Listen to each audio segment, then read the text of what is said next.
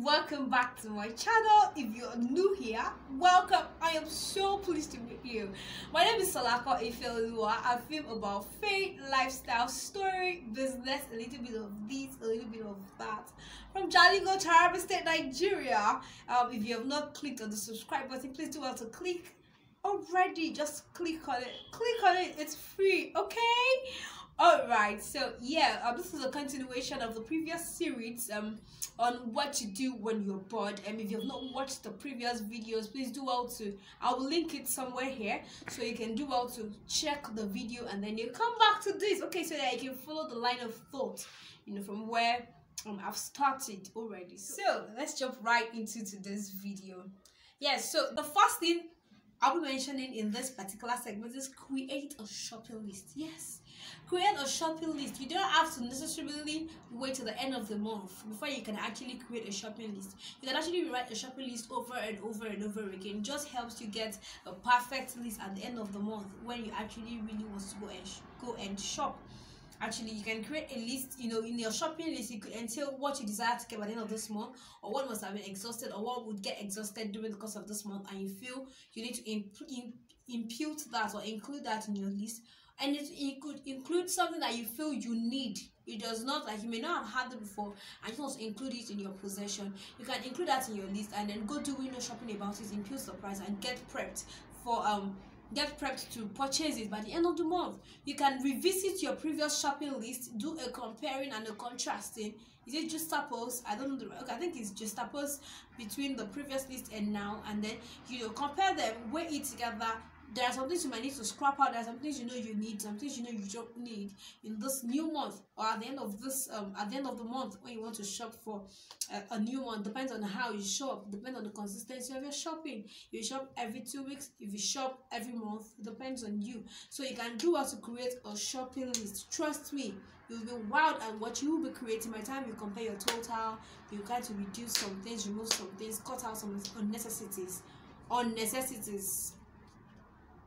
during the course of creating your list. Do you get? So yeah, create a shopping list, and trust me, it's fun actually creating a list like that. So the next point has to do with planning ahead. Yes, plan ahead. You know, I realized over time that if I plan ahead, I get to do away with irrelevances, you know, that pops up every minute, every moment, every second during the course of my day. I had a friend that was, you know, I had a friend at a point, and he was like, why are you always creating a plan, a budget list, you know, before the end of the month? I create budgets from as early as 10th, 9th, 11th, 12th, 15th of a month before the month end. And that is because I believe that there are a lot of things that might pop up. I like to compare budget lists from previous month. I like to compare with now, and I know that probably price range must have changed in the market, and there might be some things that will be needed in the house that is not what I wasn't included in the previous month. So I like to do a lot of comparing and contrasting whenever I'm creating a list. I like to do that to plan ahead, because I don't want a case whereby by the month end I have to do a crash budget list, and at the end of this we'll find out there are some things we need that we didn't actually include. So I like to prepare ahead of time. So he was like, why are you always doing this? And I was like, my brother, tell me, like, now me understand what did happen, because I like to put things into writing so that I don't get to forget whatever it is that I have in mind to do. You understand? So you can do how to plan ahead. Like now, today is Friday. Sorry, today is Friday at the time of filming this video, and then some people don't even know what they want to do tomorrow already. That's Saturday. Some people don't know what they want to do on Monday, the next week, the next month, the next 2 months. You can actually plan ahead. There is no harm in starting out in mapping out a plan list, or in mapping out a list actually.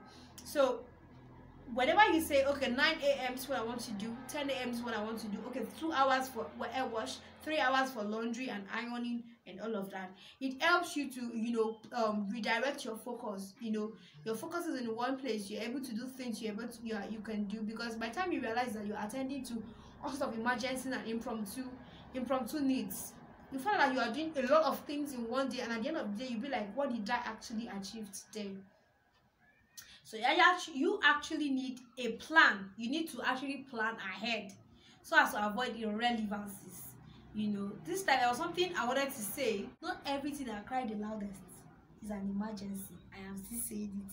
That reason I cry that is an emergency. By the time this will pop up, that will pop up, that will pop up, that will pop up, you get to have issues, because if you don't have a plan, you don't be accommodating all of these things, and then the day would go, 24 hours will be boom, burned out, and then you cannot even pinpoint and say, this is what I was able to do for myself, this is what I was able to do for this moment, and all of that. So please do well to work with a plan. Have a plan ahead, and it would really help you maintain focus, to help you do away with distractions and whatnot. You understand? So the next thing on my list is general house cleaning. I know it might sound so tiring, you know, to clean the house, but then it's necessary, and it's a thing you can do to actually avoid boredom. Whenever you feel bored, there are just some things that actually need some touch, you know, in the house. So you can do a general house cleaning. If this is what you don't want in this particular area of the house, you can take it off. Edit arrangement in your house, edit the positioning of some furnitures, some electronics in your house, even in your kitchen. Edit everything. Do a general house cleaning. Dust what you're supposed to dust. This is an harmattan. This is harmattan period where we have dust everywhere, so you can do well to actually dust these things consistently. I am defaulting, and I know some of us here actually defaulting, but we can actually work, you know, towards getting better at it. You understand? So if you're feeling bored for any reason, you can actually get down to doing general house cleaning. Clean your kitchen, clean your room, clean your sitting room, clean your environment, you know. And that's about that. So involve in general house cleaning, dusting, cleaning, mopping, sweeping, depending. Okay, so edit your fridge. Yes, I said that. Edit your fridge. Some of us, we have food that we have stored in the fridge, and we have even forgotten about it. And then we still create more, we prepare more, and then we even forgot that we have something there.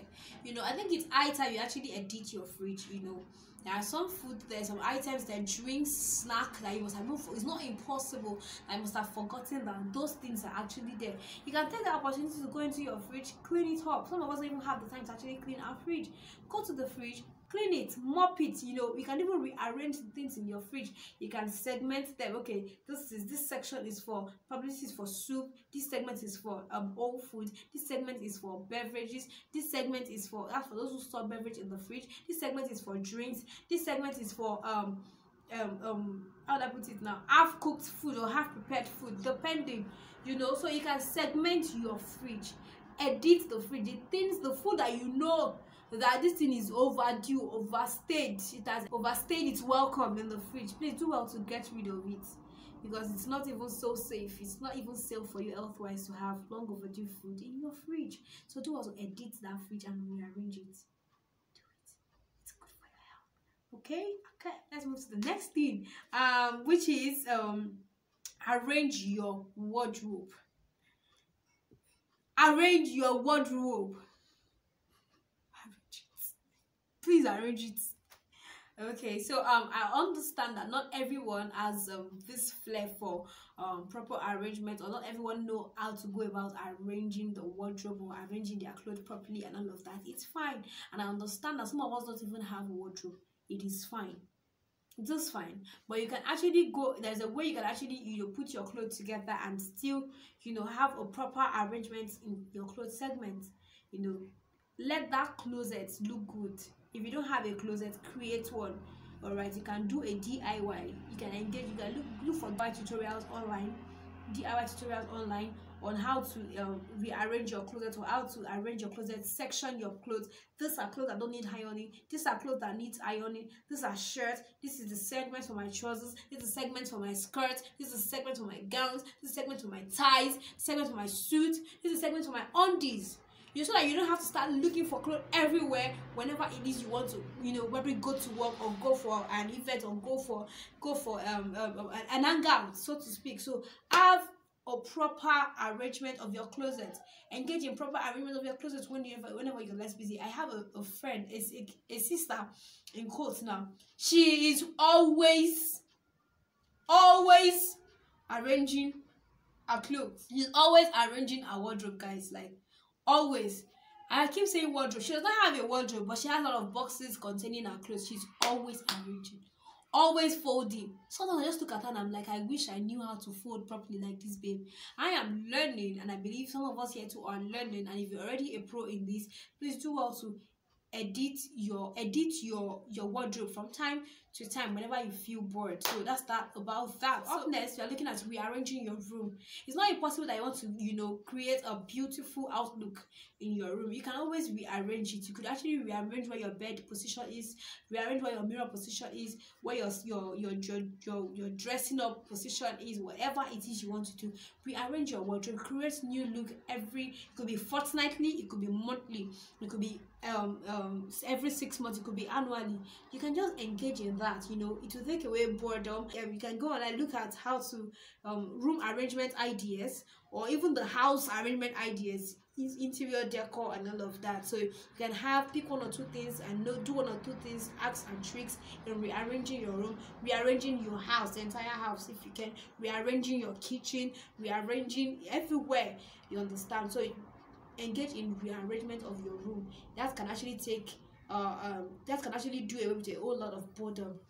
So I hope we have finally come to the end of this particular segment. Like I said previously, if I see more suggestions in the comment box below, I can get to talk about them. And if you have more in mind, what things to do, more ideas in mind on things to do whenever you're bored, please include that in the comment section below. So do well to subscribe to my channel, do well to like this video, share with your friends, and I will see you in the next video. Okay, ciao ciao.